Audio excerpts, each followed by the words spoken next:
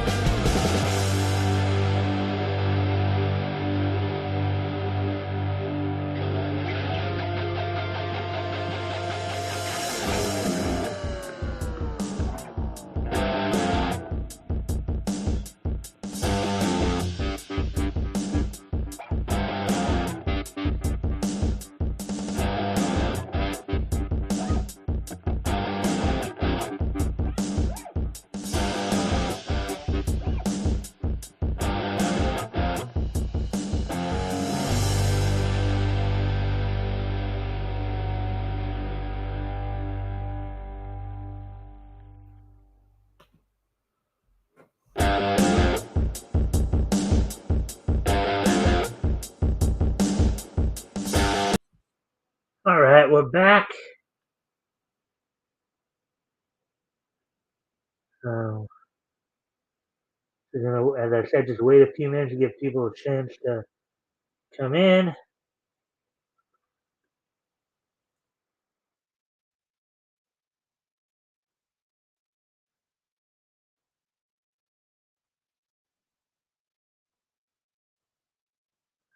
Anyways,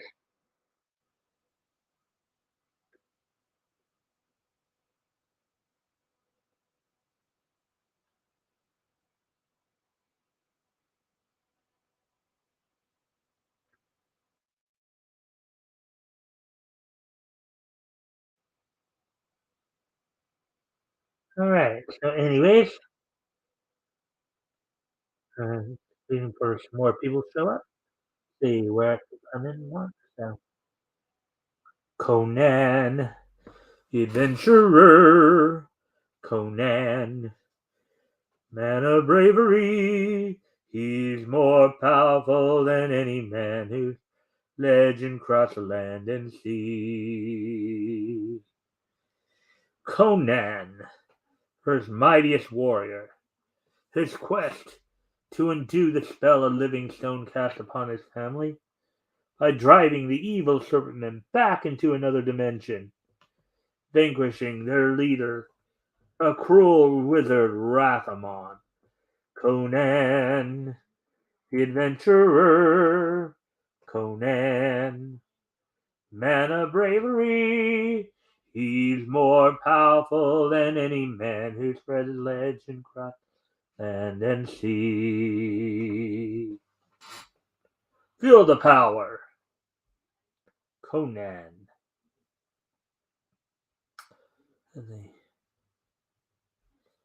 Pole position, everyone's watching you. Pole position. Hello, hello, hello, hello. Do do do do do do do do do.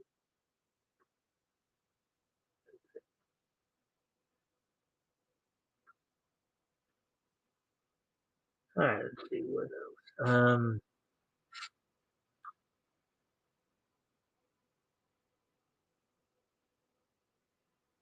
That's right. With the Flintstones, have a yabba dabba do time. From the town of Bedrock, there's a place right out of history. Rudolph, courtesy of Fred's old heap, when you're with the Flintstones, have a yabba dabba do time, a dabba do time, but have a gay old time. Meet George Jetson, do do do do do do do do do. His boy Elroy, do do do do do do do do do. Daughter Judy, Jane, his wife, do do do do do do do do do do do do do do do do.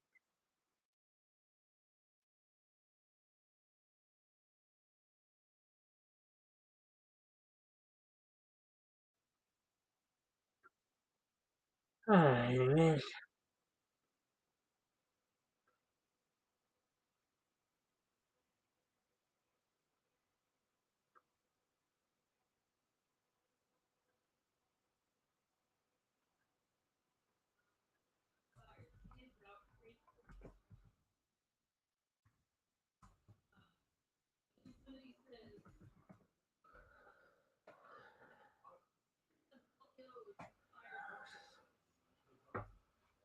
all right. Well, anyway,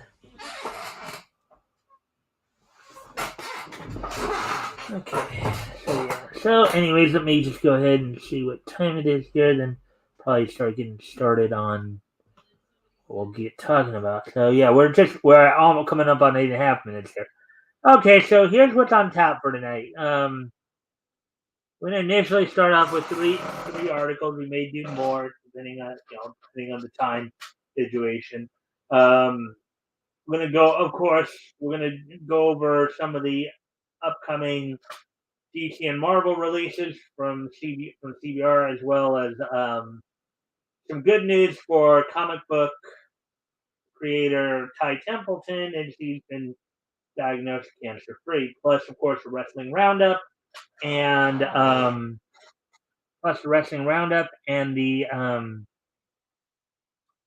the This Day in Each History. So without no further ado, why don't we go ahead and let's get ready to get started. We got some releases to go over this week.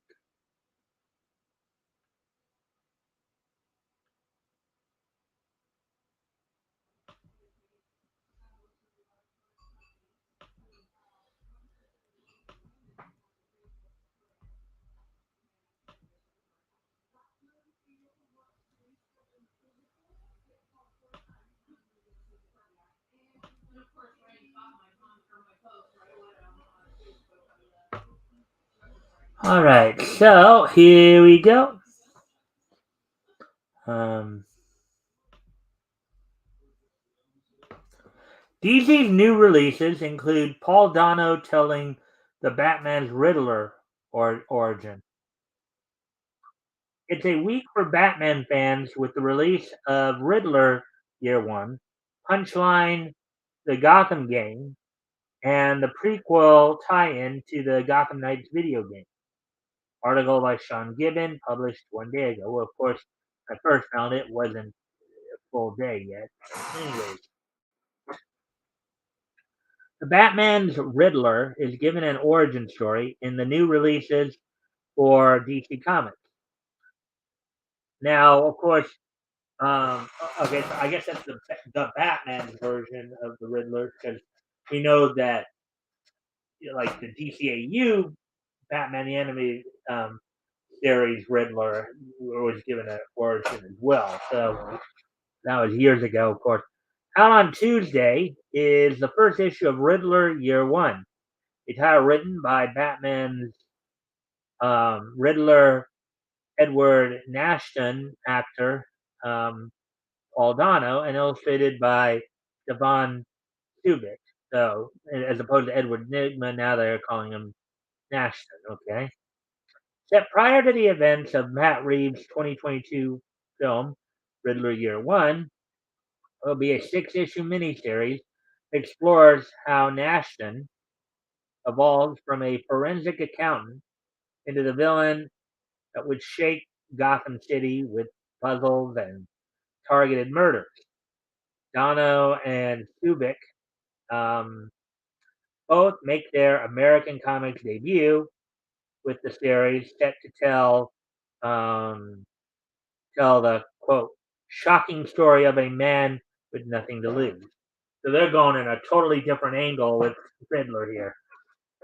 Ah, then from other Gotham cities across the DC's universes come Batman Gotham Knights, Gilded City #1, and Punchline, the Gotham game #1. The former title is a miniseries by writer Evan Narcisse and artist Abel that serve as a prequel to the Gotham Knights video game on sale now, which focuses on Batman's proteges following his death. As for the latter, Punchline, the Gotham game, is a miniseries by Keeney and Blake Howard, um, with art by Gleb Melanikoff, picking up the story of the Joker's girlfriend um, after she was acquitted of her crimes by the end of Punchline, quote unquote, a backup story featured in the Joker series released across 2021. Now, I wonder if this is a new girlfriend who Punchline just happens to be the name of his new girlfriend, or if this has anything to do with Harley Quinn. That's my own. That's my own thing. But also out this week is Action Comics number 1048, continuing the quote unquote Kal El Returns crossover with Superman Son of Kal El, the finale of Catwoman Lonely City, and more. The full list of releases can be found alphabetically below and covers and solicitations included. So here we got some artwork here, putting some tie-ins to some other stuff going on, of course. Of course, as always, guys, if you can like and share the stream so that we can get some more friendly people in here. That'd be terrific. And also, if anything here that we report on catches your attention, if you want to comment or ask about, go ahead and do so. I'll do my best to answer the questions as best I can.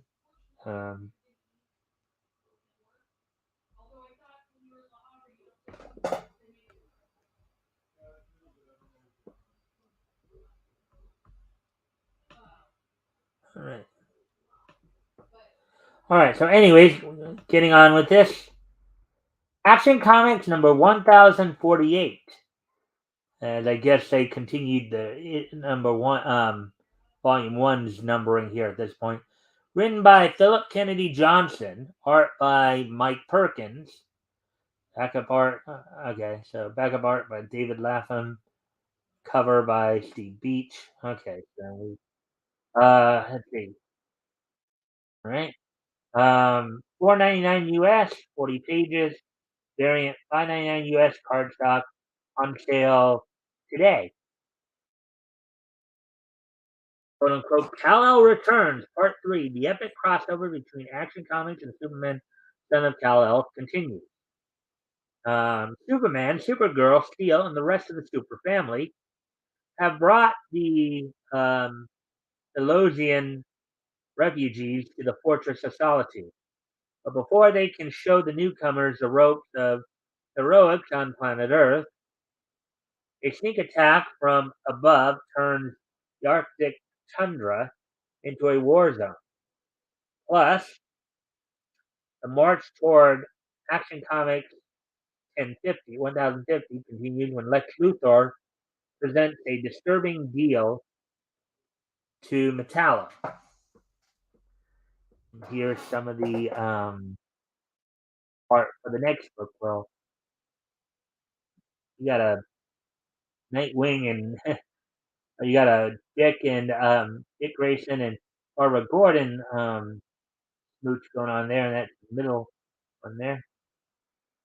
Batman Beyond the White Knight, written by Sean Murphy, art and cover by Sean Murphy. 4.99 US, 32 pages. Is part 6 of 8. All covers cardstock. So I guess all these books are basically on sale today. They went on sale today. I just kind of remind everybody about that. After years of rivalry, it's the showdown you've been waiting for.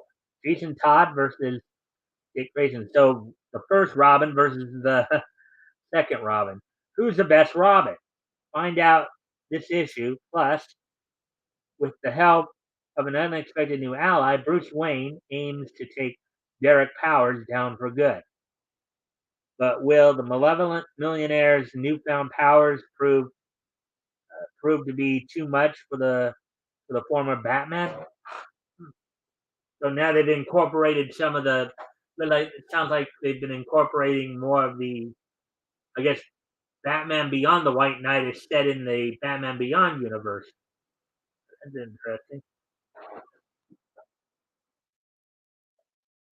There's a couple images for the next one. Batman Fortress number 6, written by Gary Whitta, art and cover by Derek Robertson. 3.99 US, 32 pages, part 6 of 8. Variant 4.99 cardstock. Having finally located the Fortress of Solitude, Batman and his hastily assembled allies quickly discover that it is as deadly as it is awe-inspiring. With an alien force holding the world hostage, while the heroes hunt for Superman, can the Dark Knight find a weapon to repel the invaders? Or will his ragtag team succumb to dysfunction and betrayal before they can save the world? If I could save the world, I would be your sunlight in your universe. Anyways, all right. So here are some images from the next one. Next book, getting 3 of the 4, anyways. So like you got Batman, Batgirl in the one scene there. Batman Gotham Knights, Gilded City number 1, written by Evan Narcisse, art by Abel, cover by Greg Capullo and Jonathan Calapian. Let's see, 4.99 US, 32 pages, part 1 of 6, 6-issue miniseries. Variant 5.99 US cardstock. So here we go. Here's a mysterious virus has infected Gotham City, turning its victims into rabid yellow-irised maniacs driven to looting, theft, and bursts of anger. Wow. Talk about a madhouse, huh? Batman and his Gotham Knights struggle to keep the strange virus contained while investigating its origin. But this is not the first time this unusual illness has overtaken the city. Take a trip to Gotham in the mid 1800s and meet the city's first mass vigilante, the mysterious hero known only as Runaway, as they too find themselves mired in the mystery of this infection. This thrilling and horrific tale, split between modern day Gotham and Gotham of 1847, leads directly into the upcoming video game Gotham Knights. Each issue will also offer a code for readers to redeem in the Gotham Knights game for an exclusive item. For issue 1, readers will receive a code for an exclusive skin variant for the Bat Cycle. Um, Readers who redeem the code for all 6 issues will receive a special 7th item. Okay? Here's a couple of images from the next. So yeah, they got Batman on the brain here. It does seem like there's a number of hello. And then we have a third person. Hey, Timothy. And if you guys want to check something out, Timothy's got a book that he's promoting, Melvin 2. I want to go check that out. There's the link. Um, and if you can, Timothy, if you haven't already, look like you have, so thank you for that. And like and share the stream, and we can get some more friendly people in here, of course. Um, awesome. And let's get back to release here. Releases here from right. Batman: The Audio Adventures #2. All right, written by Dennis McNicholas, art by Anthony Marquis and J Bone, cover by Dave Johnson. $3.99 US, 32 pages, part 2 of 7, variant $4.99 US, cardstock. And as a reminder for those of you who may not have heard from earlier, all these books went on sale today that I'm going over right now. Batman comes face to face with the ninjas who have been tearing through the Gotham underworld. As the Dark Knight stares down the menacing assailants, he learns more about their mission as well as the name of one they serve, the Demon's Head, Ra's al Ghul. Oh, wow! One of the more megalomaniacal of Batman's enemies. Meanwhile, something prowls the sewers of Gotham City. A being whose mind has been warped by the Joker's dark purple dawn. So, here's Catwoman's Lonely City. Catwoman, Lonely City #4. Written by, art and cover by, and variant cover by Cliff Chang. $6.99 US, 48 pages. This is the final part of the series. Prestige Plus, 8.5 by 10 and 7/8.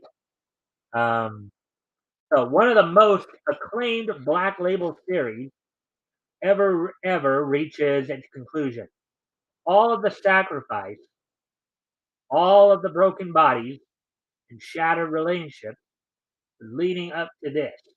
Selena Kyle standing in front of the Batcave, desperate to know the secrets inside it. Secrets once thought to have died with Batman. But you should never open doors you can't close. If opening them means swing wide the gates of hell. Wow. Wow, that's quite a statement. And here's some interesting. This sounds like an interesting bit here. DC Horror presents Sergeant Rock versus the Army of the Dead #2. So you're crossing a military hero with a horror comic. This sounds like an interesting bit there, doesn't it?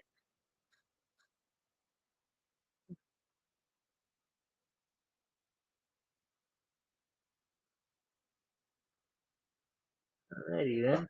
And as always, if anything here catches your attention, feel free to comment or ask questions. I'll do my best to answer the questions as they come. Anyways, okay, so this story was written by Bruce Campbell, um, art by Eduardo Riso, cover by Gary Frank. Um, 399 US, 32 pages, part 2 of 6, variant 499 US cardstock. Sergeant Rock and Easy Company are behind enemy lines aimed armed to the teeth and ready to go up against the strangest and deadliest enemies they've ever encountered. Zombies, and a whole lot of them. Strap in, soldiers. It's you against the world of the dead. Whoa. They got some horror, and here's another one. DC versus Vampires number 10 here. So, far right, they look like Supergirl right there. Written by Matthew Rosenberg and James Tynion the fourth. Art by Otto Schmidt. Cover by Guillaume March.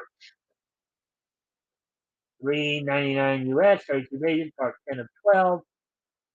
Variant 499 US cardstock. The war for Earth takes a decisive turn as the heroes prepare to strike back, and Supergirl and her team in Australia escape to space.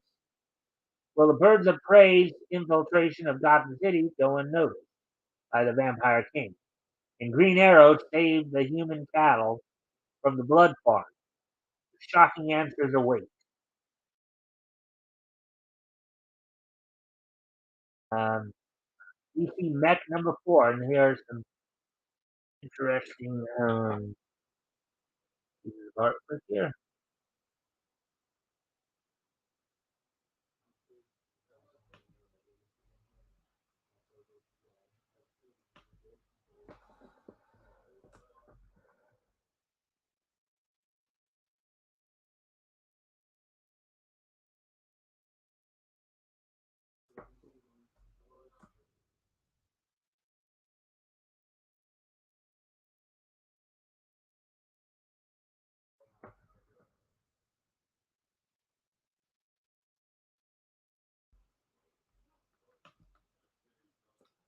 All right. Anyways, DC Mech number 4, written by Kenny Porter, art and cover by Valdemar Rivas. 399 US, 32 pages, part 4 of 6. Variant 499 US cardstock. On sale 1025 22. Picking up the pieces. Darkseid's forces defeated the Justice Squadron and killed someone near and dear to them. The heroes will have to fix their mechs and their team morale in order to get back in the fight. Superman is hiding in a town called Smallville, living with a family called the Kents while trying to fix his mech. He's in grave danger as the people of Smallville don't take kindly to mechs or aliens. Oh boy. So this is obviously in another part of the multiverse, I guess.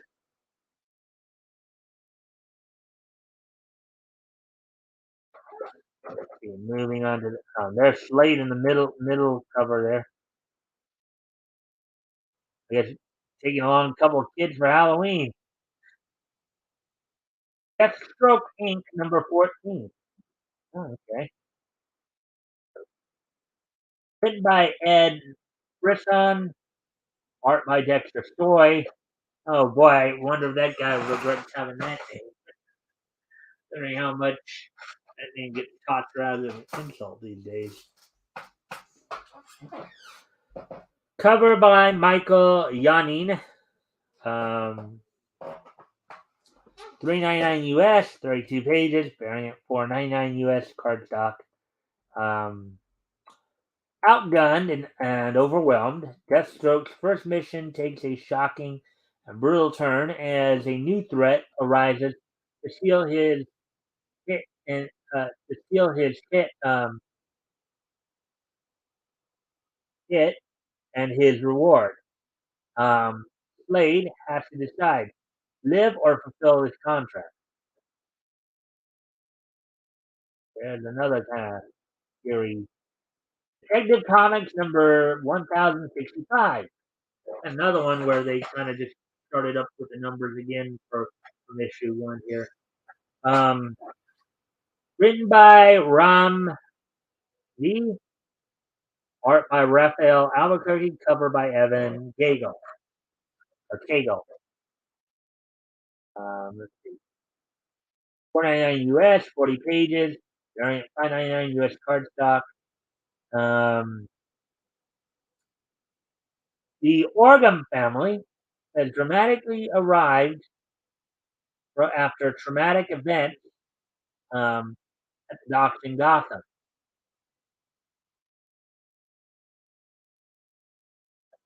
and they are ready to reclaim the land that belongs under their name. An English surname you may better know as um, Arkham. As Bruce Wayne and the young Orgum Prince, Tarzan, um, discuss how they both want to change Gotham for the better, seems Batman and the Orgums might have different ways to go about doing it. And only the one, oh, yet another Harley Quinn title here. Harley Quinn number 23. Written by Stephanie Phillips, art and cover by Matteo Loli, 3.99 US, 60 pages, variant 4.99 US. Um, being dead is just like riding a bike. There's a big white light, and then Prince shows up and offers you a chance to host a house party in the clouds with Marilyn Monroe and Abraham Lincoln. Okay, and somebody's obvious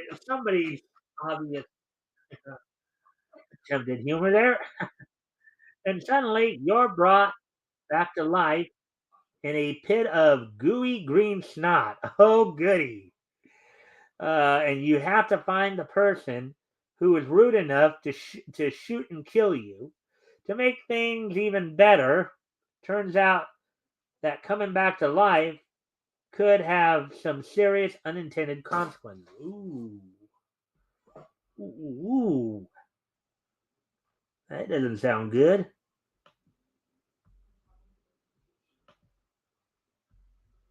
That really doesn't sound good.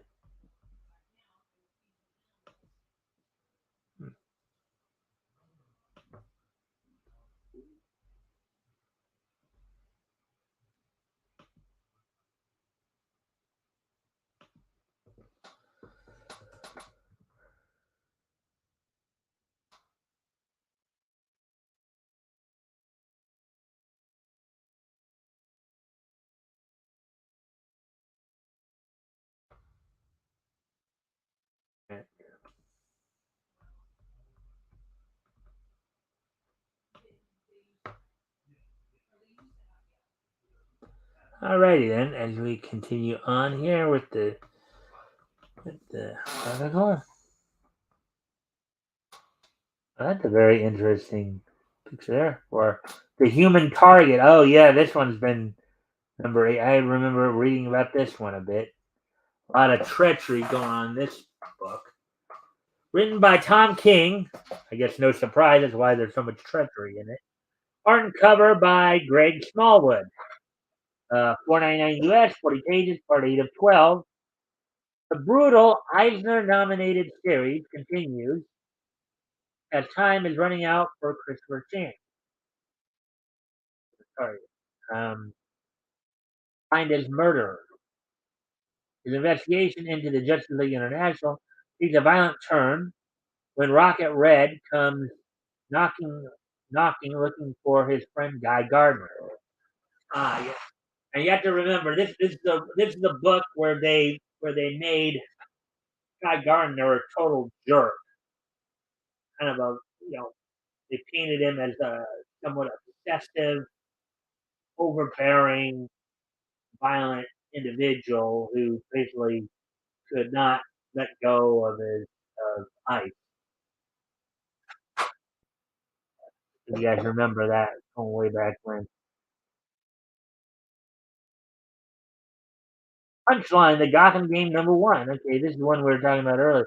I guess punchline here is the Joker's new girlfriend. I guess written by Teeny Howard and Blake Howard. Art and cover by Gleb Mlinikoff. Um, let's see, $3.99 US, 32 pages, part one of six. Variant $4.99 US cardstock. Punchline is out of jail and back on the streets of Gotham City.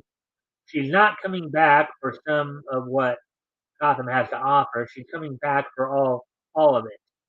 She wants to be the queen of crime, and with the help of her Royal Flush gang, no one will stand in her way. Punchline created a lot of angry enemies in Gotham before she was incarcerated, and they all want payback. Presenting a miniseries that will redefine the criminal landscape of Gotham City from the superstar creative team of Teeny Howard, Catwoman, Knights of X, Blake Howard, um, Batman Urban Legends, and Gleb Mlinikoff, Robin and Wonder Woman. Interesting story here, to say the least. All right. Whoa, that one face looks like it's about to melt. Far right there. Uh, the Riddler, Year One, Number One. Written by Paul Dano.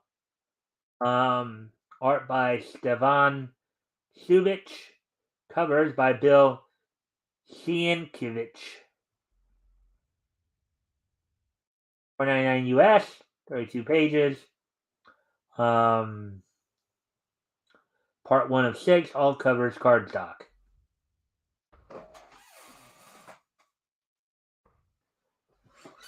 As depicted in Matt Reeves' hit movie, The Batman, the Riddler wasn't simply an amusing eccentric with an affinity for wordplay and baffling clues, um, but as terrifying a villain as many in the annals of the Dark Knight.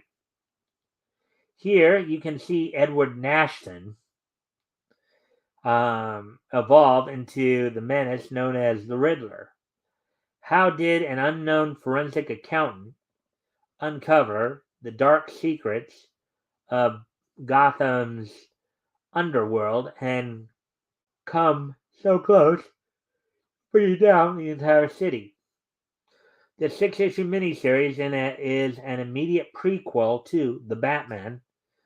The detailed, disturbing, and at times shocking story of a man with nothing to lose.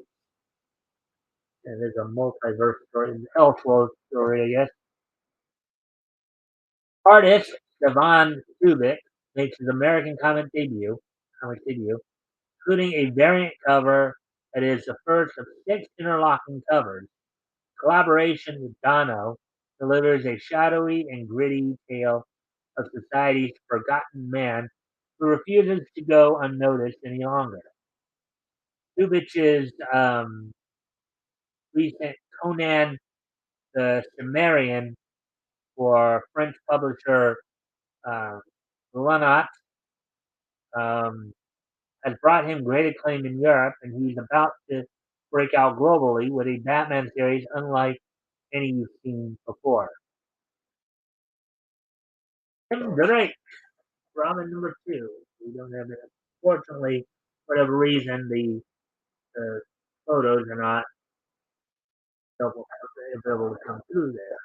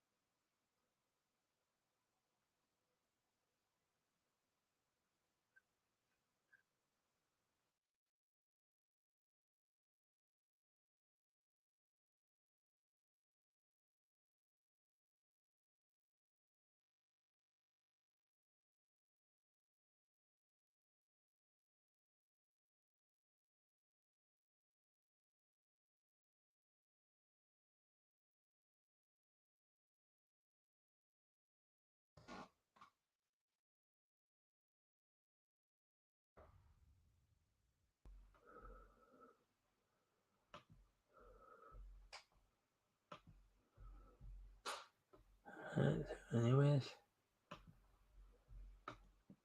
okay, so as we said here, Tim Drake, Robin #2, written by Megan Fitzmartin, art by Riley Rosmo, cover by Ricardo Lopez Ortiz. $3.99 US, 32 pages, variant $4.99 US cardstock. To catch a criminal mastermind, Tim will have to kill a diamond? Oh no, what's gotten into you, Tim? It's Tim Drake, like you've never seen him. Plus, a murderer most foul at the library. The Gotham Marina is in danger, and Bernard isn't answering Tim's calls.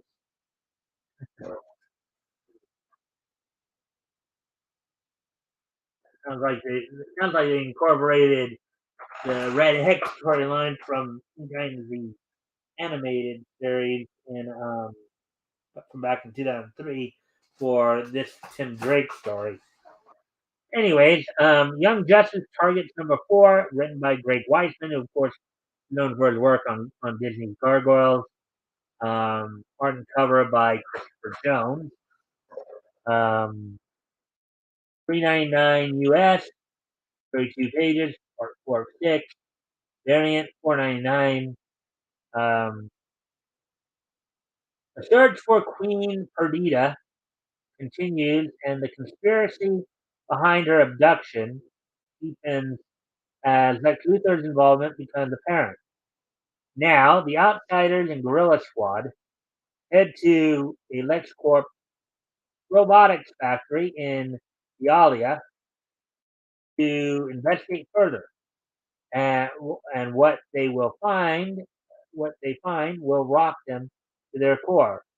All of these issues go on sale October 25th, which was earlier today, from DC Comics. So there we go with the DC releases. Now our next article is actually going to go over the Marvel releases that are coming out the next day or two.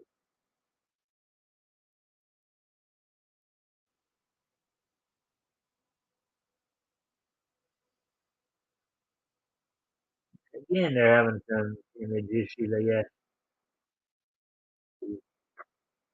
Correctly.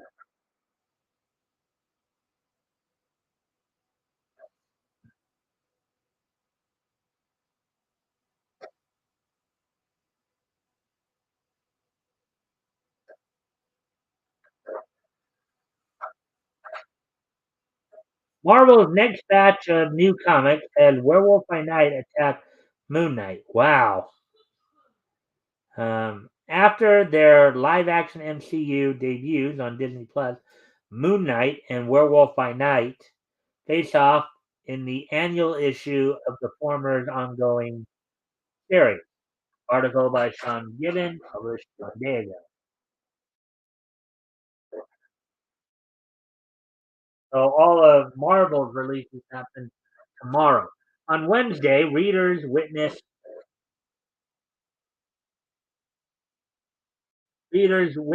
the showdown between Moon Knight, Werewolf by Night, and the new releases from Marvel Comics.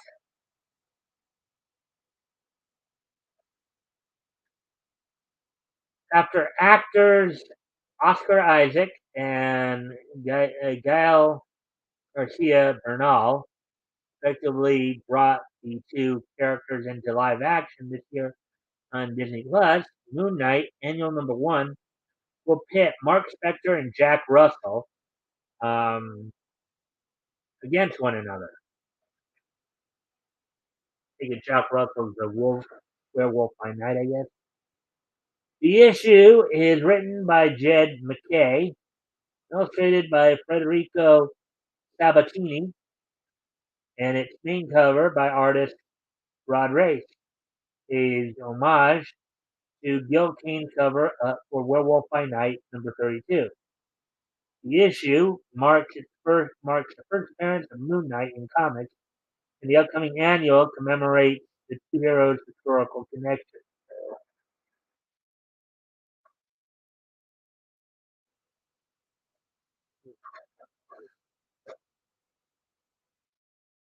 Stepping away from monsters and more into the world of magic, a new Strange Academy series, Strange Academy Finals, is launching. After the creative team's previous Strange Academy series wrapped in July 2022, so about 3 months ago, with the release of Strange Academy number 18, writer Scotty Young, artist Humberto Ramos, and colorist Edgar Delgado returning for the sequel, which will be an ongoing title for readers to dive into. This week is also one of several finales. AXE Judgment Day, a crossover event during the Avengers, X-Men, and Eternals. Iron Cat, Mech Strike, Monster Hunters, and Wild Cards, The Drawing of Cards, are all releasing their concluding issues on Wednesday. Titles like Amazing Spider-Man, Strange New Mutants, Venom, and Wolverine are releasing new issues as well. With the full list of this week's releases listed alphabetically below, um, covers and solicitations included. Alrighty then. So let's get into all of that.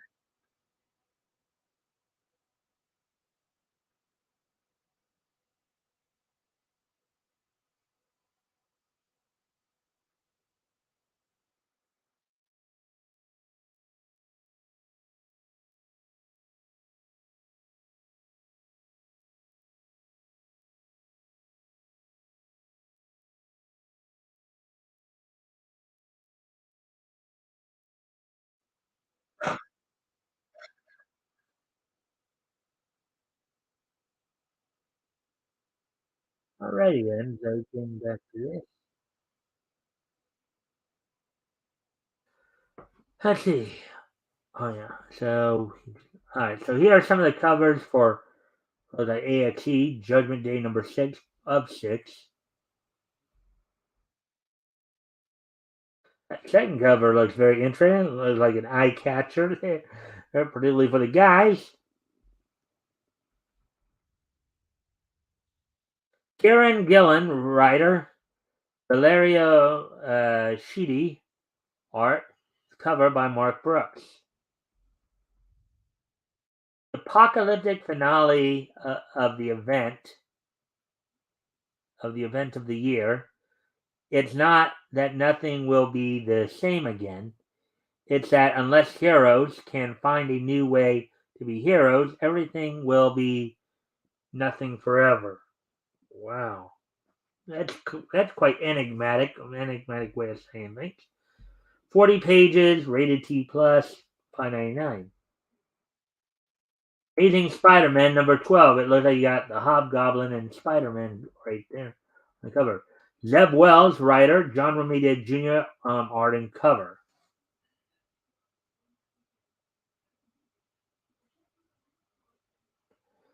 Let's see. Glider versus Glider. Bomb versus Bomb. Goblin versus Spider. Spidey's new costume is going to be tested in a horrifying crucible. Oh boy. If you thought the Tombstone and Vulture fights were rough, you ain't seen nothing yet. Well, you ain't seen nothing yet. No, no, baby, you ain't seen nothing yet. 32 pages, rated T plus, $3.99. Iron Cat, number 5 of 5. Jed, Mac, Jed, Jed, Jed McKay, writer. Terry Perez, front cover. Um, Tony Stark's legacy is being set on fire by Sunset Bane. She's corrupted all of his armor and everything he's built since his very first weapon. And it's all Black Cat's fault. Now, Iron Man and Felicia Hardy, in her own Iron Cat armor, are fighting for their lives against the Hulkbuster armor and every other Iron Man armor in existence. This is not going to go well. Doesn't sound like it. 32 pages, rated T plus, $3.99. The cover for Mech Strike Monster Hunters number 5 Wow, we're all the way down into the end here. I wonder if Marvel even has a whole lot of releases this week. DC had a few, but let's see.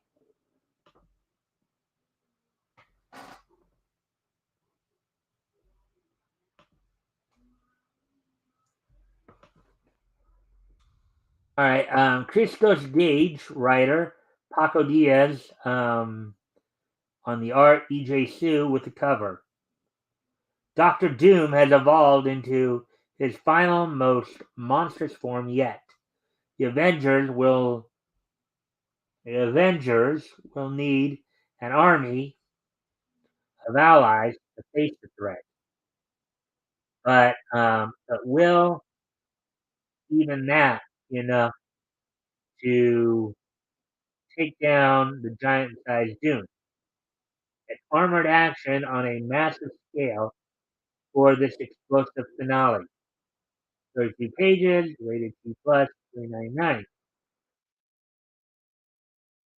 Here's the Moon Knight annual, it looks like. Moon Knight annual number 1, Ed McKay, writer, Federico Sabatini, art with cover by Rod Race. Werewolf by Moon Knight. Right? In the Darkhold, there is a prophecy of how a god might die. Jack Russell, more familiar with that cursed tome than most, would like very much to kill a god and save his people. The people bound in servitude to the moon. But to fulfill that prophecy requires the blood of the fist of Khonshu, and Moon Knight doesn't bleed easily. 40 pages, one shot, rated T plus, $4.99. Some New Mutants covers here. New Mutants number 31. Charlie Jane Anders, writer.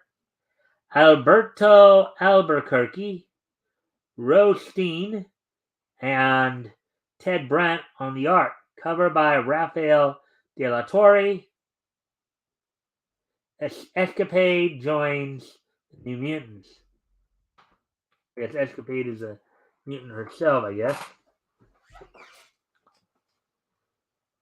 Hugo and Nebula award-winning author Charlie Jane Anders brings a breakout character of this year's Marvel Voices Pride anthology to one of Marvel Universe's most beloved teams. Personally recruited by Emma Frost herself, Sheila Sexton reluctantly joins her fellow mutants on Krakoa in the hope that the X-Men can prevent the death of her best friend, but is Emma telling her the whole truth? Can Stella adjust to life on the island? Will the New Mutants accept her? Or is this crash course in Krakoan headed for a deadly pilot?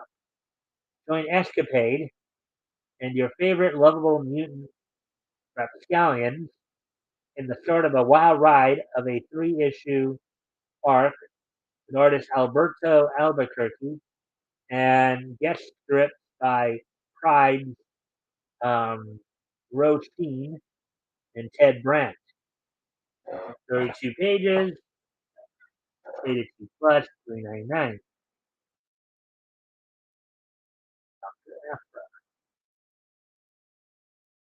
Star Wars, Dr. Aphra number 25. Alyssa Wong writer, Minkyu Jung art, cover by W. Scott Forbes. New Hope 40. Okay. Desolation. The spark undying lives in Dr. Aphra's body, and as its power grows, So does his hunger. So does its hunger. But Afra's plotting her own escape. As everyone flocks to the Vermilion, their showdown will change everything. 32 pages, rated T, 399. Range number 7. Red Mackey, writer, Marcelo Ferreira, art, cover by Lee Garbett.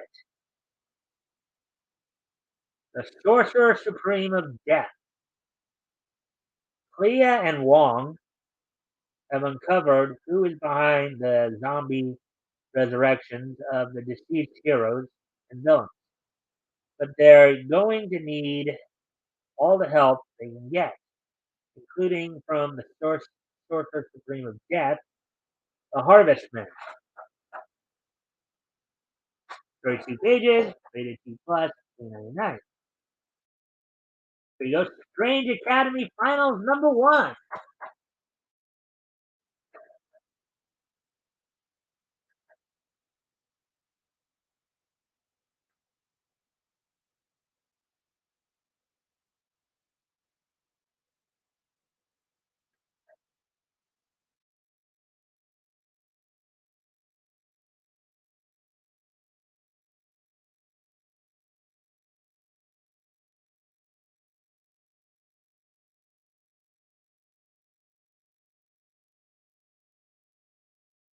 Hmm.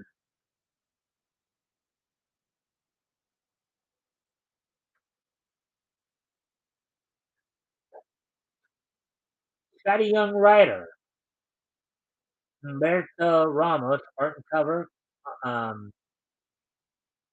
cover by Edgar Delgado as well. Freshman year is almost over. From day one, people have been wondering who is the savior of Strange Academy and who can bring it all down. The future of Marvel Magic is going to be decided here, and it will take far more than the Sorcerer Supreme and his school if Magic has a chance. 28 pages, rated C plus, 399.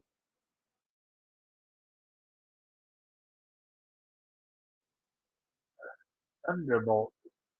Thunderbolt number 3 of 5. Written by Jim Zub, Sean Izaakse, art and cover. Um, Hawkeye and Spectrum square off. Suasion has her own perfume and Super 8 counterpart, Central Park. 32 pages, 32 plus, 399.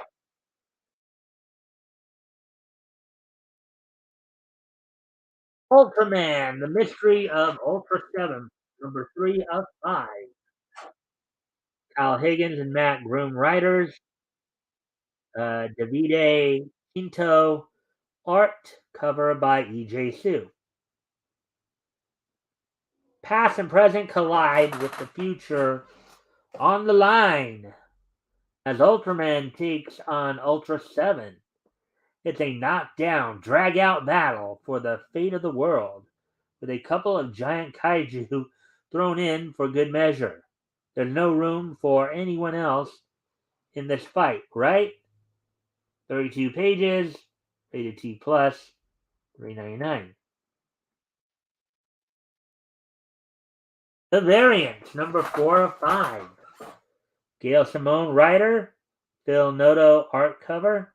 Every time a variant arrives, Jessica loses a little piece of herself. Someone is trying to take everything she has. How can Jessica fight back against an enemy who claims to actually be her? 32 pages, rated C plus, 399. Venom, number 12. Ram V, writer. Brian Hitch, art and cover. Venom World continues. So Venom got his own world. So what might happen is Venom from Marvel Comics would square up against Mongol from DC Comics. You got Venom World versus War World then. After the shocking events of Venom number 11, not only is Dylan Brock's physical body in such grave condition that it may never recover, but his codex is as well. After a Hail Mary decision made by the Venom symbiote last issue, Dylan is about to see sides of symbiosis with uh, Clintar and perhaps even his father that he's never even imagined. 32 pages, 32 plus, 399. Wild cards, the drawing of cards, number 4 of 4, so the concluding chapter of this saga. Paul Cornell, writer, Enid Balam, um, art, with Steve Morris doing the cover. Is he Ace or Joker? A superhuman with an awesome gift, or a poor soul twisted by mutation? For Croyd Crimson, that question isn't so easily answered. Sure, the wild card virus gave him powers, but they changing, keep changing, concluding the adaptation of the tragic first appearance of Roger Zelazny's fan favorite character, the Sleeper. Um, 32 pages, rated T plus, 4.99.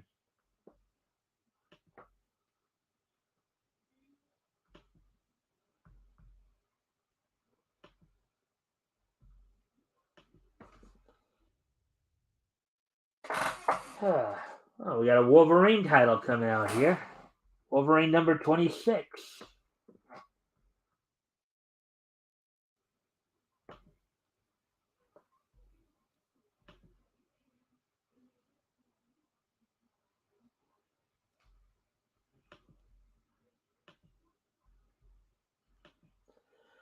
Benjamin Percy, writer.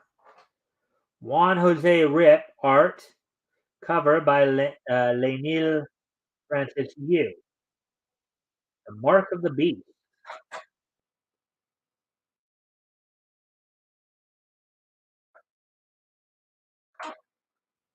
On defense or offense, Wolverine is Krakoa's weapon. But that doesn't mean he attacks where Beast aims. And McCoy's latest ask is going to set Logan on a startling and revelatory path set to redefine his future.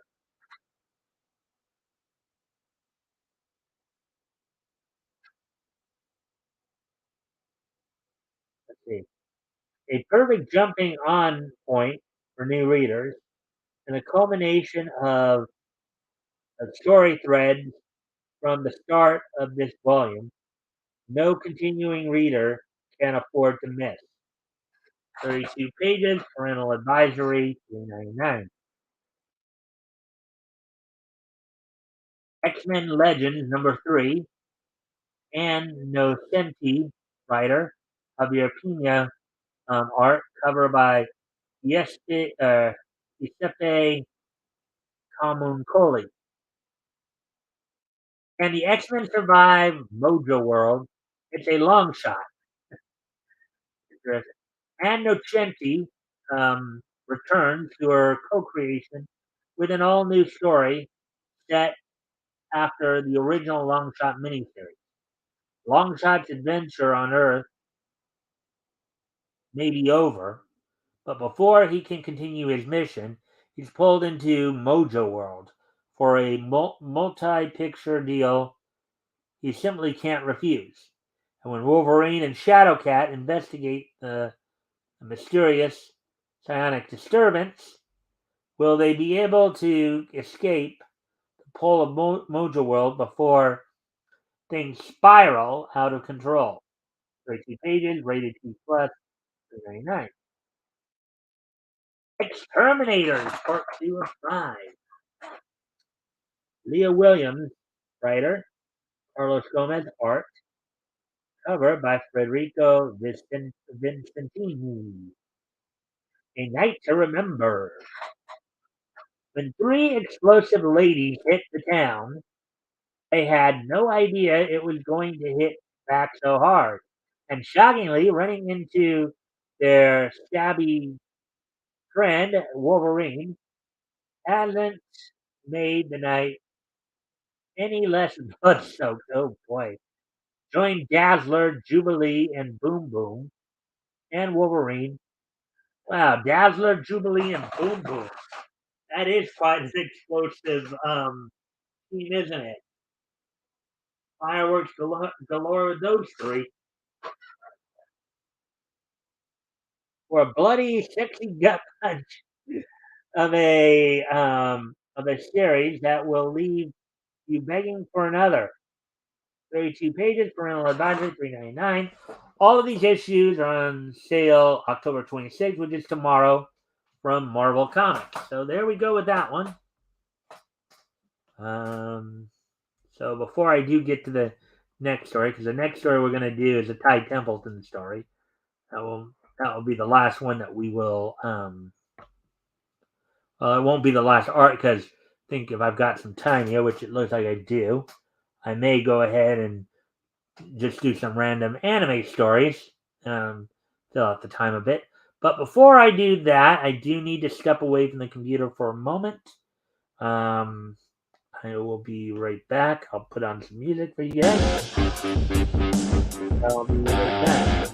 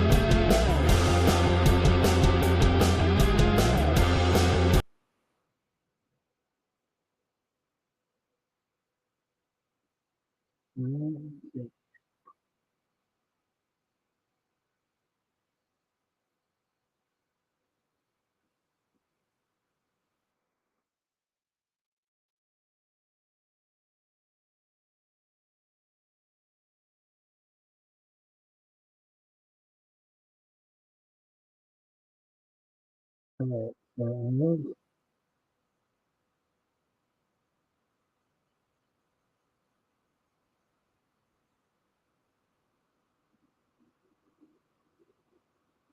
I didn't know things that would sound like a jet pretty close overhead. Anyways, all right, so let's get on to this next article then. Iconic Batman Adventures artist Ty Templeton announces cancer-free diagnosis. Ty Templeton, an iconic artist involved with DC's The Batman Adventures and Batman The Adventures Continue, announces his cancer-free diagnosis. Article by Brandon Schwer, published 11 hours ago. Ty Templeton, the iconic artist behind the Batman Adventures and Batman The Adventure Continues, has announced he is now cancer free. Templeton announced in June 2021 through a Buns Tune comic strip that he had been diagnosed with stage 3 uh, colorectal cancer. Quote, last month I was diagnosed with stage 3 colorectal cancer, the strip reads. Quote, inoperable at the moment, but radiation and chemo is supposed to take care of that. Wish me luck, unquote, he added. In his blog post, quote, I'm not looking for sympathy. My experience of chemo and radiation so far has been quite tolerable. And I'm fairly confident I'm coming out the other side of this, alive and hoping.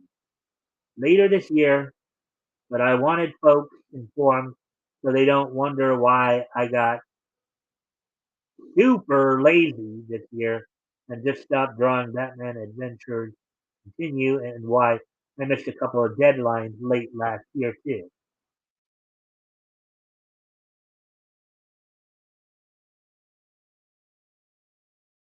On October 13th, which would be 2 weeks ago this Thursday, um, Templeton posted another Buntoon comic on his blog updating his fans on the situation.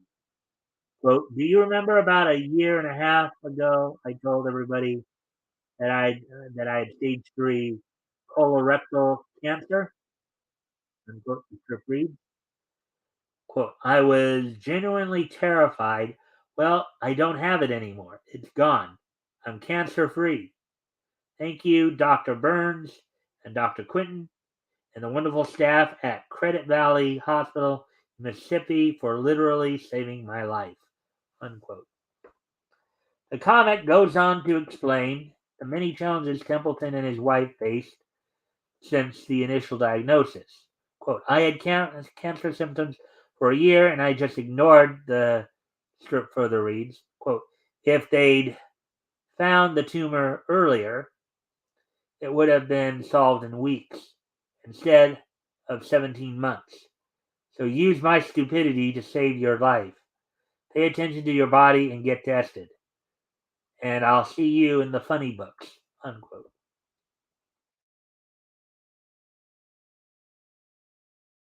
Below the comic, below the comic, Templeton posted, obviously, quote, obviously, there's plenty more to say about the subject. But for right now, I'm focused on getting back to work again after a year and a half. I'm incredibly lucky to have editors willing to let this cancer free bunny back into the comics after my lazy, lazy time off. Check out my pages in the newest Miracle Man number 0 and some upcoming work in Gotham City. I probably can't give more details about yet. It's good to be back to healthy, and I mean it when I say get tested and stay alive. I darn well nearly didn't. Hmm.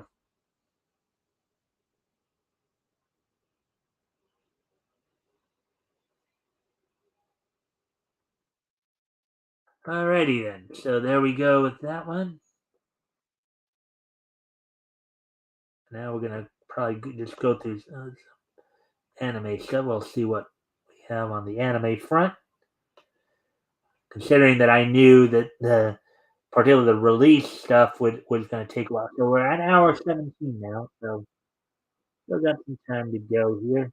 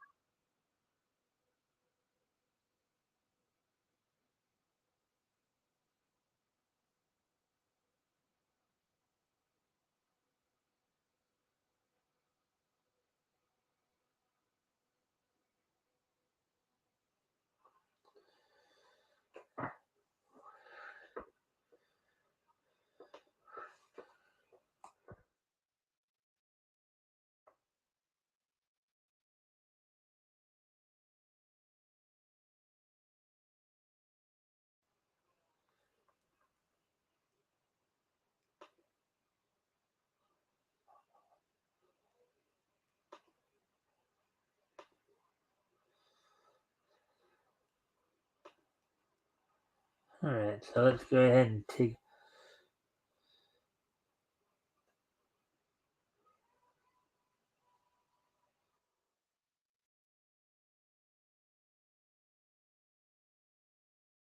recent human worth watching. All right, well let's go ahead. Well, go ahead and start with this one then. Take a look. Let's see. Warning. Spoil. Oh, okay, never mind. That's got spoilers in it.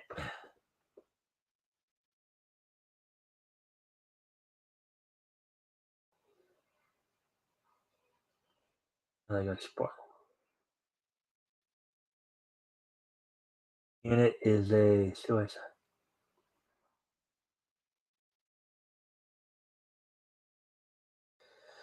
All right. Well, we'll watch. Well, look at this one because this one was just completed. Housing Complex C is wasting its horror potential. Adult Swim's Housing Complex C set up a decent sinister foundation, but sadly, the anime has lost the plot and the sense of horror fans were promised. Well, it only ran for following contains the first three. They're saying spoilers again, but these episodes have already aired, so I wouldn't call them spoilers.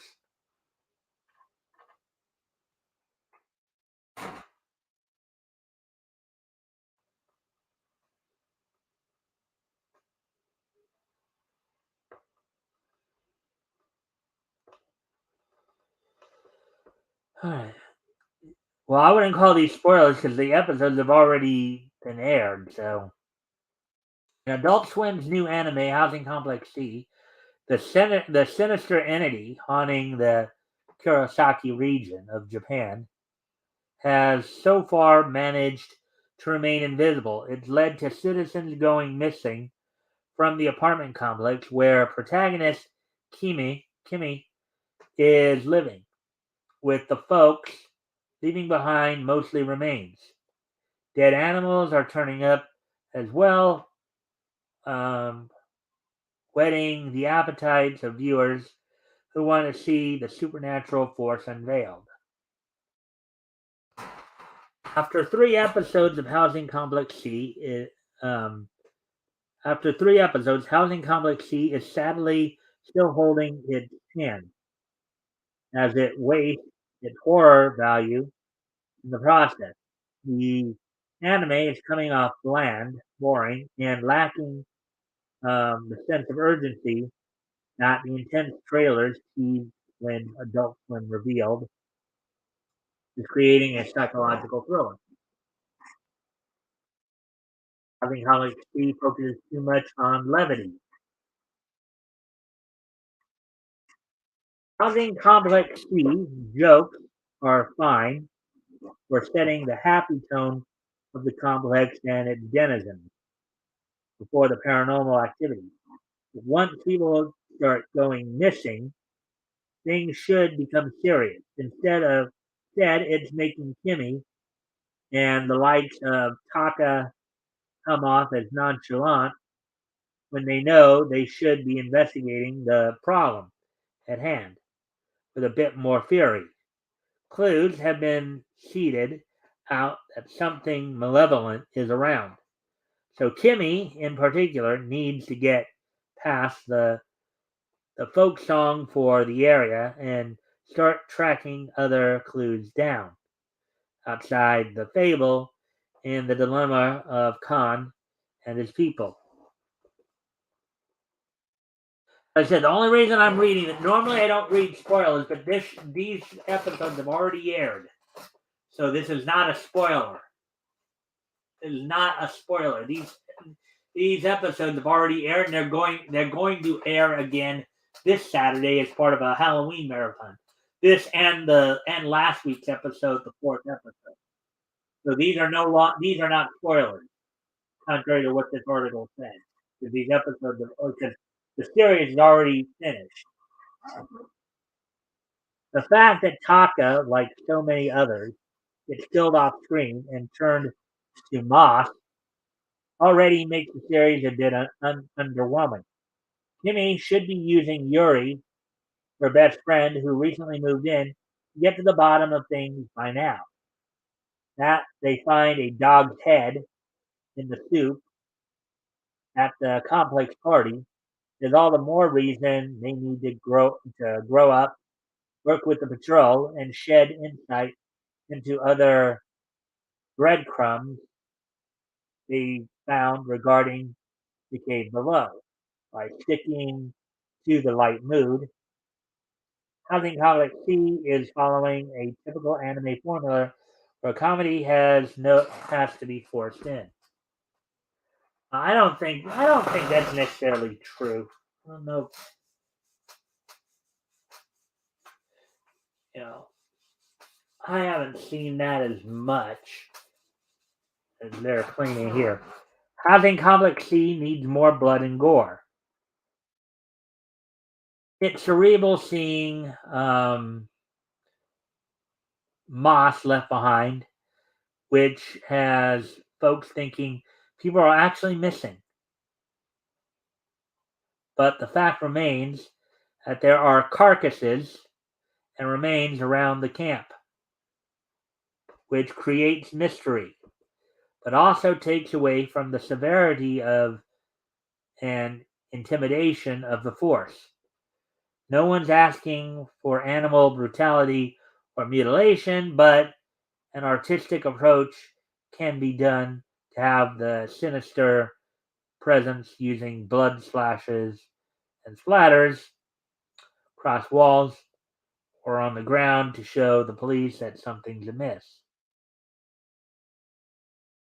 The disappointing part is that with all these moss covered rooms, the cave, and so many more environments to explore, the only macabre scenes come via flashbacks of the princess being killed by ancient soldiers centuries before. And with Kimmy's mom, who isn't dead but turned into a plant-based creature, these sequences have an intimidating aura, nodding to Alfred Hitchcock, David Cronenberg, and so on. Um, but in three episodes, these are the only snippets that could be considered spine tingling. Ultimately, Housing Complex C has mothballed into a quirky detective game set in daylight, which lacks the fear, terror, suspense, and cerebral tension many viewers came for. Maybe they should start licensing um, Japanese anime again. So 127. Let's see what else we can find here.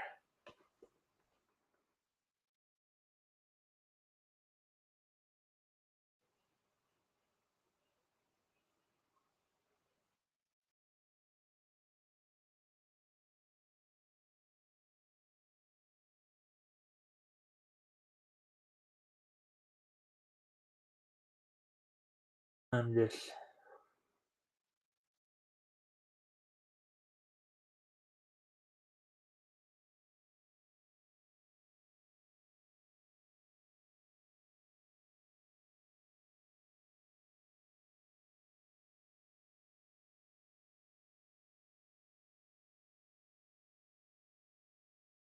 so let's see.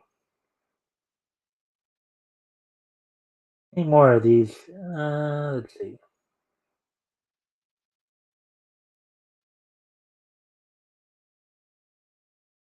Maybe I'll do these two, and then we'll see where we're at on time. 12 anime you didn't know were based on video games. So some couple profile pieces here. 12 anime you didn't know were based on video games. Putting a twist on the anime game adaptation pattern, several hit anime found their source material from video games. Article by Isaiah Jones, published 11 hours ago. In recent years, beloved video game franchises have been greenlit for anime production.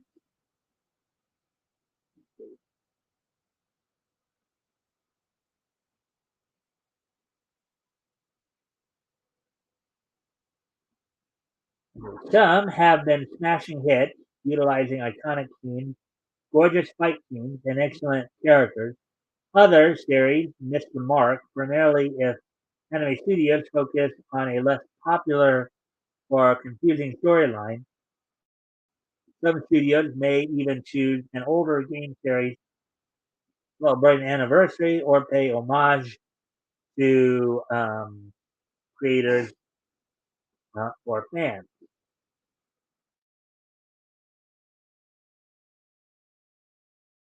Regardless, a game-based anime can be a clever way to introduce new viewers to the franchise. As long as their story and characters are well thought out, each type of anime can make or break people's perspective of source material. Now, mind you, I do kind of remember it was a very interesting aspect of the dot hack series. Kind of one of those things where the game and anime were kind of all linked together. Updated on October 23rd, which was this past Sunday, I believe, by Olivia Subaru. A good deal of anime have manga origins, but there have been quite a few classic actually originated from video games. Some fans have revisited these titles to introduce them to younger viewers, further explaining the fan base. Further expanding the fan base. 12 of 12. Some fans may not remember the fruit of Grisea. Anime fans who love the occasional obscure title may remember the fruit of Grisea. The protagonist, Yuji Kazami, transfers to a new school and realizes he's the only male among 5 other female students.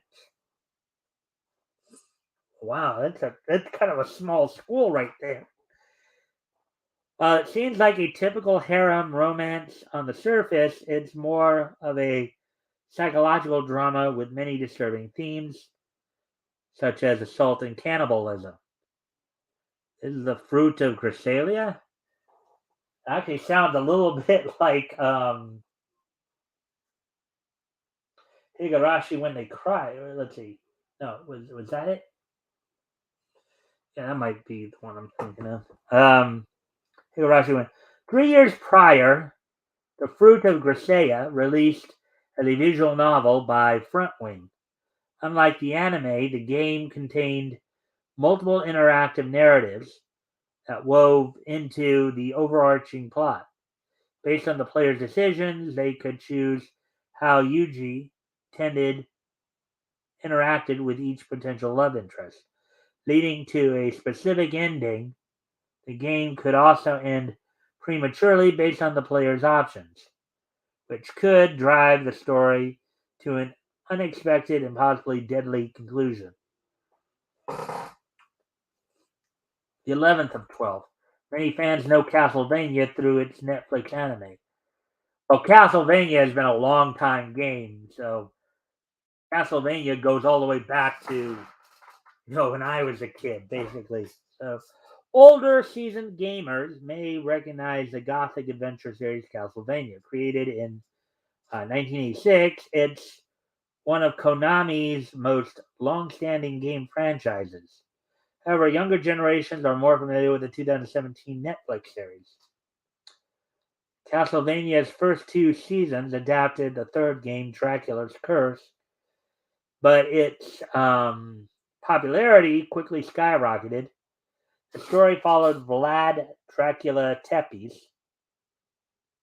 who swore to avenge his murdered wife. Vlad summoned a demon army to wreak havoc on the country, but a group of monster hunters set out to stop him.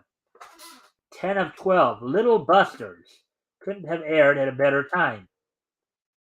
That group there.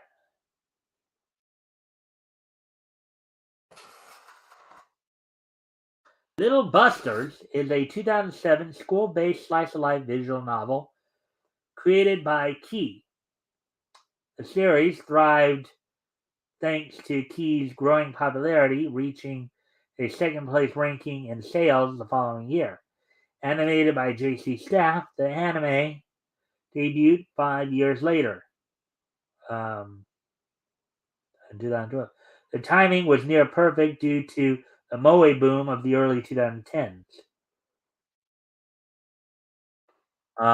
Little Busters follows Riki Naoe, who lost his parents at a young age. He then befriends Kiyosuke Natsumi, and they create a group, Little Busters, dedicated to preserving justice. As time passes, the two grow apart, but soon reunite after a few years. Kiyosuke suggests reigniting the Little Busters by forming a baseball team. Riki agrees, and the duo recruits more players to join their childhood friend group.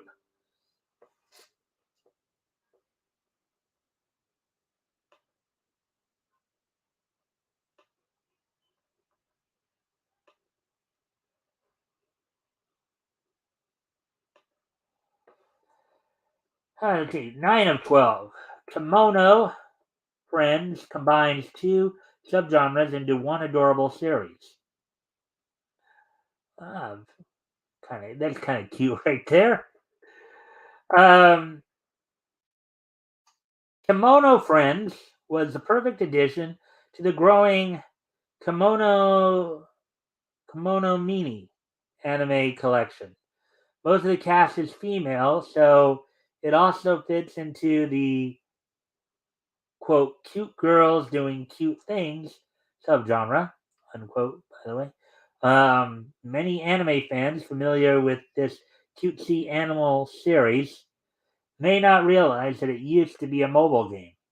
Before its manga and anime adaptations, it debuted on Android and iOS in 2015. Safari Park houses a variety of exotic creatures, now anthropomorphized due to a strange substance called Sandstar, quote unquote. The humanoid animals are called friends, quote unquote, and live happily in their habitat. The Kimono Friends anime series takes place sometime after the game's events, following the friends' encounters with a girl who has no memory of entering the park. This is the one I was talking about earlier. Number 8 of 12. Dot Hack Shine. The Dot Hack project, obviously. An old school isekai walked so sword art online could run. Oh, I get it. Dot Hack Shine and old school isekai walked so sword art online could run. Okay, I get it now. Dot Hack, pronounced Dot Hack, is a 2002 RPG created for the PlayStation 2. Expanded to multiple games, by April 2004, Solid sold around 1 million units in Japan. An anime version, known as Dot Hack Shine, made its way to TV screens thanks to the anime studio B Train. And here in America, by a dub via Cartoon Network, Adult Swim, Tsunami, all that. Dot Hack Shine follows Tsukasa as he's transported to an multi-memory online role-playing game, MMORPG game, called The World, quote unquote. However, he wakes up with no memory of how he got there and no way to log out. Despite his confusion, Tsukasa must avoid the Crimson Knights and find a way to return home. Tsukasa meets other players in the same situation, which motivates him to investigate the truth behind his predicament. 7 of 12. Clannad is still famous despite fans not knowing its game origins. I've seen this one too. This one was a pretty good one as well. Many anime fans recognize the 2007 drama comedy Clannad, one of Kyoto Animation's earliest projects, but may not know its origins. Clannad started as a visual novel 3 years prior, gaining significant traction in Japan. After the anime success, the game had a 2015 release worldwide and has since retained a loyal fan base. Clannad's story follows a high school delinquent, Tomoya Okazaki, struggling to bond with his father after his mother's death. After an injury removing him from the basketball team, he loses interest in school, frequently skipping classes or arriving late. Tomoya doesn't look forward to a new semester until he meets Nagisa Furukawa, who is repeating her last year because of an illness. 6 to 12. Fans may remember Ufotable's Token Ranbu. Ufotable is pretty well known these days. Besides Fate Stay Night Unlimited Blade Work for Demon Slayer, Token Ranbu was some viewers' first encounter with Ufotable. I also know that Ninja Nonsense is also done by Ufotable. Like the previous two, it stood out with its stunning graphics and gorgeous fight scenes, quickly gaining hype around its 2016 debut. Many fans this, knew this when it first aired, but Token Ranbu was based on a card collecting game from 2015. It took 6 years before the game gained enough attention for its worldwide release in 2021. Each card character represented a legendary sword, personified as an attractive young man. In the game, the player used a sage character tasked with wielding the quote unquote swords to defeat any threats to Japan's historical progression. This has some elements of like reincarnated as a sword, which is currently out right now. 5 of 12. The infamous School Days has video game origins. In 2005, Overflow developed School Days, a harem romance visual novel game for the PC and later PlayStation 2 and PlayStation Portable releases. 2 days later, anime studio TNK adapted School Days into an anime, but it became famous for all the wrong reasons. The anime has a reputation for having one of the worst anime couples, but also three of the most flawed characters. First year high schooler Makoto Ito has a crush on Kotonoha Katsura, a classmate he sees on his daily commute. Sakai Shionji, another classmate, offers to help him get closer to Kotonoha. Over time, she grows jealous of their relationship and begins her own quest for Makoto's affection.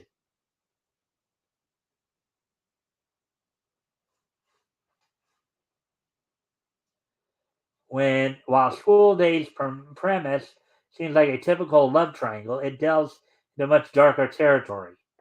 Hmm. So you got Makoto Ito as the guy who's being competed for between two girls, Kotonoa Katsura and um, Sakai Sayonji. Okay. Professor Layton has been around for a while. Oh wow! Look at this anime. Yeah, wow. This must go all the way back to the '80s here. That looks like early '80s animation. That looks like some of the Toei's animation from back in the early '80s. This looks a lot. The animation style looks a lot like the original Superbook. That's on TBN. Let's see.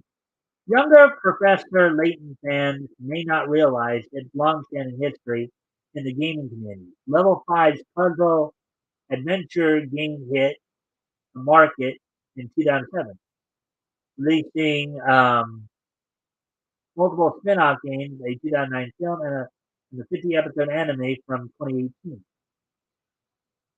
Wow, okay. It's a commercial success and is now the company's best-selling game. One of the company's best-selling games. Professor Layton focuses on the titular detective, Herschel Layton, and his young assistant, Luke Tyson. The two travel around 1960s London to investigate various mysteries and solve brain-busting puzzles. The Professor Layton franchise excels stimulating the mind with exciting episodic stories.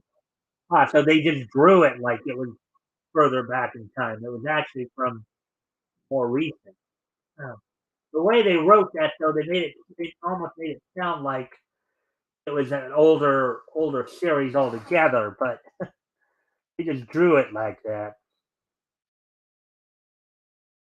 Let's see, 3 of 12. Shuffle is a hidden gem. Yes, I remember this one too. Shuffle is a fantasy-based romantic comedy developed by Neva. First released on PC in 2004, but later on the PlayStation 2. The game had some competition with the newly released Fate Stay Night, still reached massive success in Japan. Then in 2005, the anime studio Asgreed adapted the game into an anime. Despite Funimation doing the dubbing and distribution, Shuffle remained relatively niche within the Western anime community.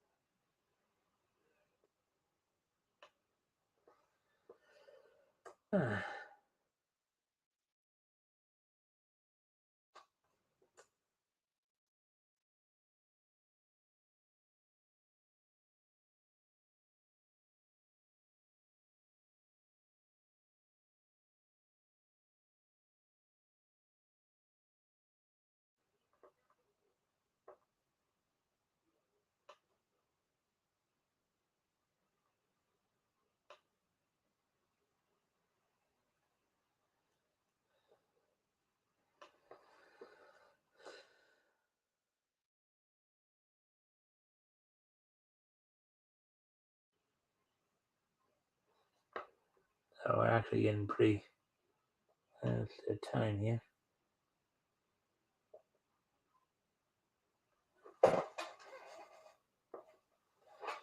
Huh.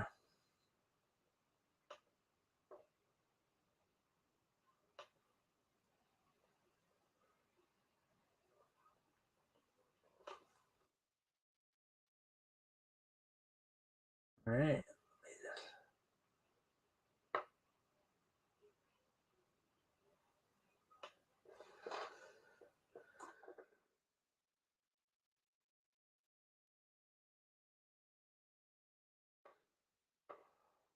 I need to check something here. I'll be right back. Let me at least finish this. Oh, there we go. Never mind.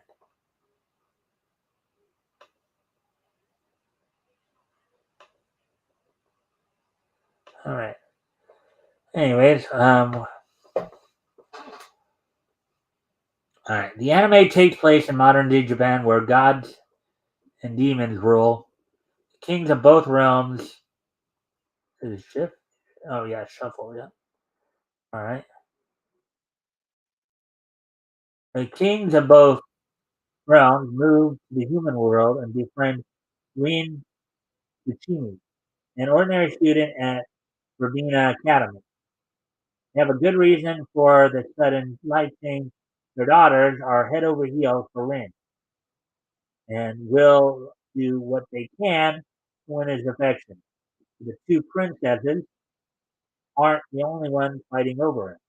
Rin's childhood friend, Kaede, upperclassman Asa, and another quiet demon girl, Cornelia, also have their eyes on him.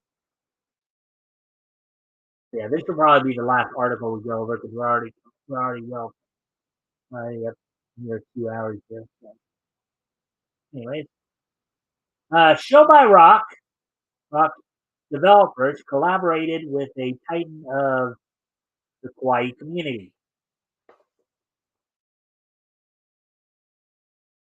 In 2013, the mobile rhythm game Show by Rock made its debut. The developer Geeks collaborated with the kawaii giant Sanrio, creating the ultimate experience in cuteness. Anime, animated by Bone, aired just 2 years later. Aired just 2 years later, and has been a massive success amongst the kawaii community, spanning 4 seasons. First year high school student Kian uh, Rikawa wants to join her school's music club. She's passionate but lacks the courage and confidence to assert herself. One night, she's sucked into a rhythm game she's playing, and she's now granted a magical guitar known as Strawberry Heart. Quote unquote. The unfamiliar world is Midi City, controlled by those who create the most powerful music. Before Cyan um, can adapt to her new life, she knows there's a dark force looming over the city and threatening to steal everyone's musical talents. She joins a band tasked to protect the city and make a name for themselves. And one of 12, Angels of Death, perfectly creepy for any horror anime fan.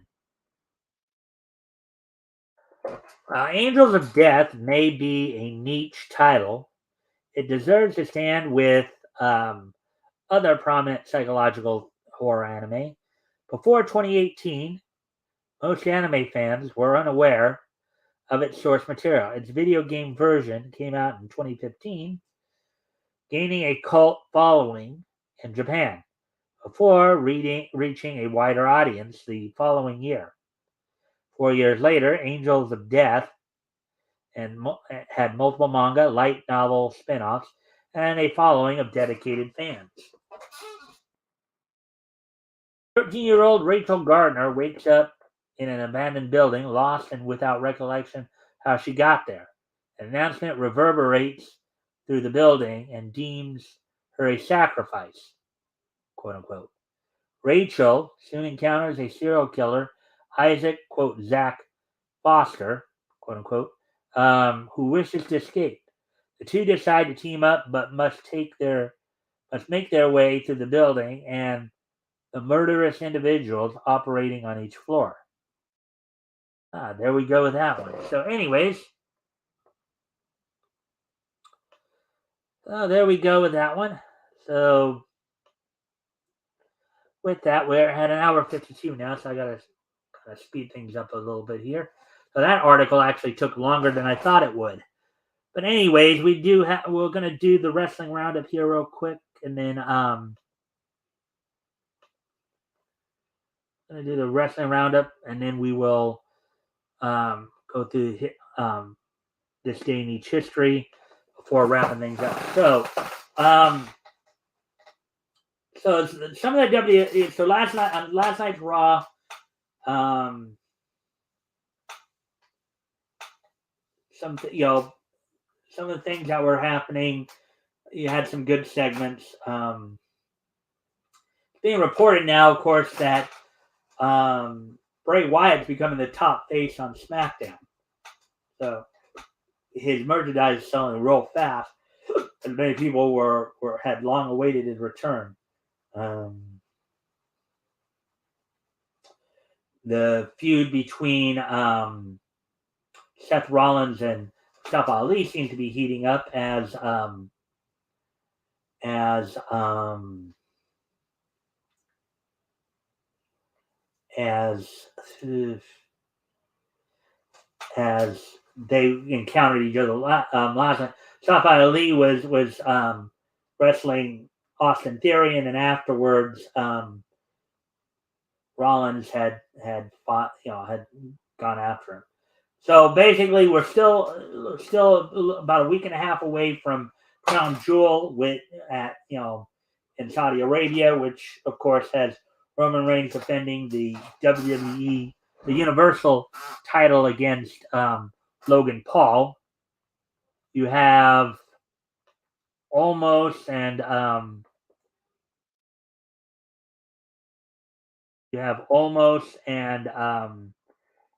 and Braun Strowman signed to that match. You also have Brock Lesnar and Bobby Lashley signed for that event. So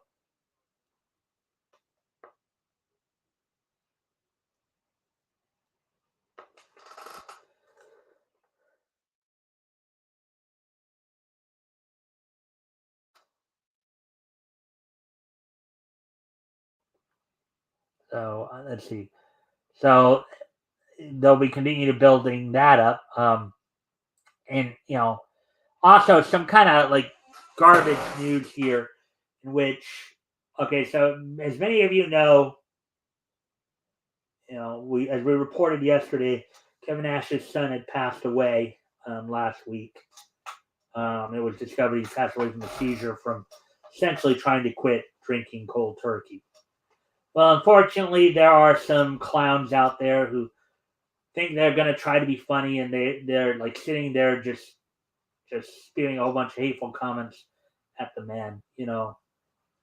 Granted, he was a heel for a lot of his career. There may be some of you out there who didn't like it, may not have liked him. But that kind of garbage is just not necessary.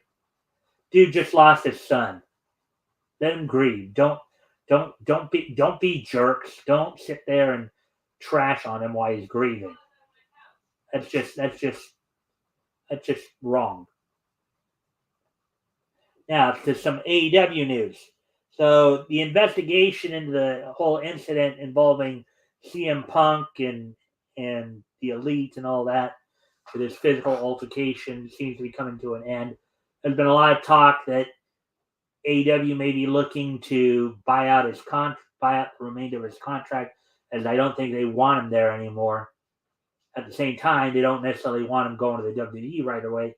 That's one of the other things that's been holding things up is, basically the issue of the no compete clause, which basically just no compete clause is a clause that's put into the contract that once your contract the contract expires, you cannot go sign with another major company for a certain amount of time. Usually, I think it's 30 or 90 days or something like that. You basically have to give it time for your, you know, for the name you made for yourself in the previous company to kind of die out, so that when you do go to another company, you can. And also tomorrow night's Dynamite. The main event that's going to be going on for tomorrow night is going to be Jon Moxley defending the AEW World Title against Penta El Medio. Let me that up.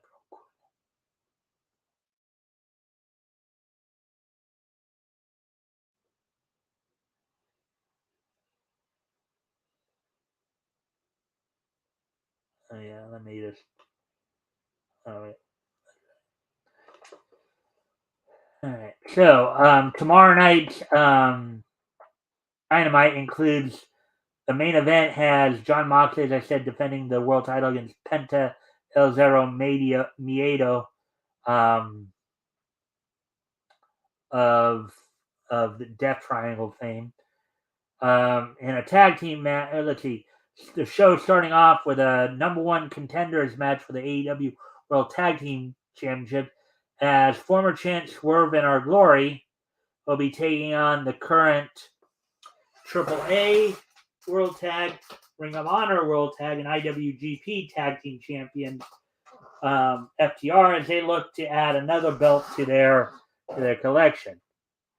Riho will be taking on Jamie Hayter. Bryan Danielson will be taking on Sammy Guevara. And, of course, in more action between the Jericho Appreciation Society and Blackpool Combat Club, Chris Jericho and Daniel Garcia will be taking on Claudio Castagnoli and Wheeler Yuta. Truly an international affair, as it were. So that's all I got for you guys on the wrestling wrap up.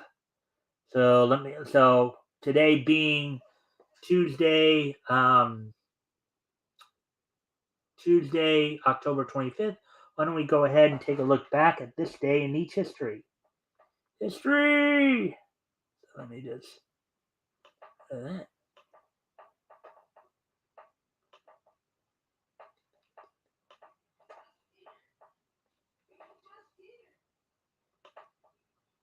right. So, anyways, our first piece of niche history, we're going to head back 40 years ago today, back to 1982. As on this date, back in 1982, on CBS, the first ever Garfield special, Here Comes Garfield, debuted on this date back in 1982. So, on this date back in 1982, the first Garfield special, Here Comes Garfield, debuted on CBS. So,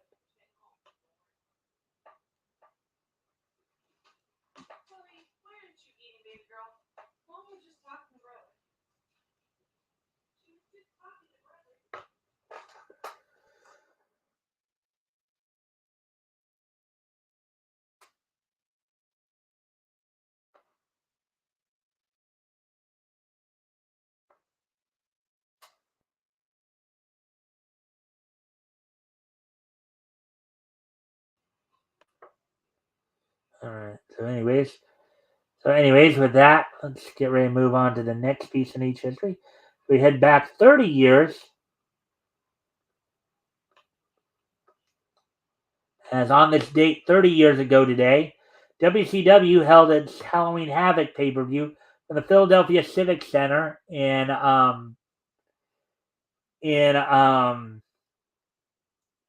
Philadelphia, PA, as the main event, as part of the Spin the Wheel, Make the Deal bit. Sting would, in the main event, Sting would defeat Jake Roberts in a coal miner's glove match, as determined by the wheel. This was, of course, during Jake's short time in WCW there. Um, Ron Simmons retained the WCW World Heavyweight Championship over the Barbarian. Of course, Ron Simmons had Teddy Long in his corner. Barbarian had Cactus Jack in his corner. In a match for the NWA World Heavyweight Championship, Rick Rude retained over, or let's see, I think Rick Rude defeated. Oh no, actually, I'm sorry. This is not for the. Rick Rude defeated NWA World Heavyweight Champion Masahiro Chono by disqualification. Medusa was in Rick Rude's corner, Hiro Matsuda, with Harley Race and Kensuke Sasaki in both serving as special guest referees. In a match for the NWA and WCW World Tag Team titles, Barry Windham and Dustin Rhodes and Barry Windham fought Steve Austin and Steve Williams to a time limit draw.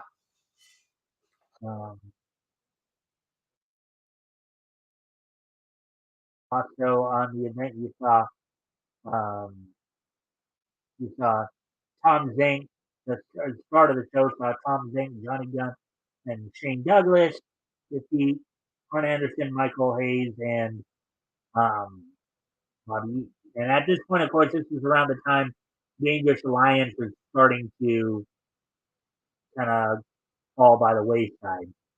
Uh, those who were in the group, Larry Zavitz had already been kicked out, and the other, and I think Austin had left the group. Anderson and Eaton were still teaming together, but the group was more or less kind of going their separate ways at this point in time. So, anyways, we do have one more piece of news history to get to. Um,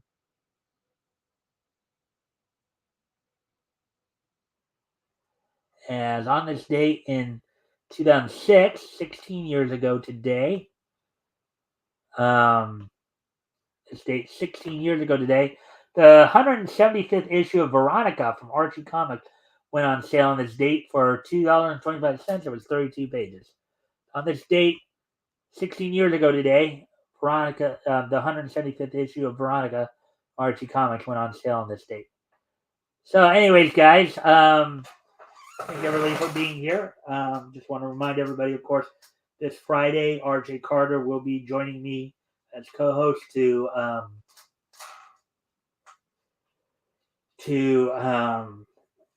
be joining me as co-host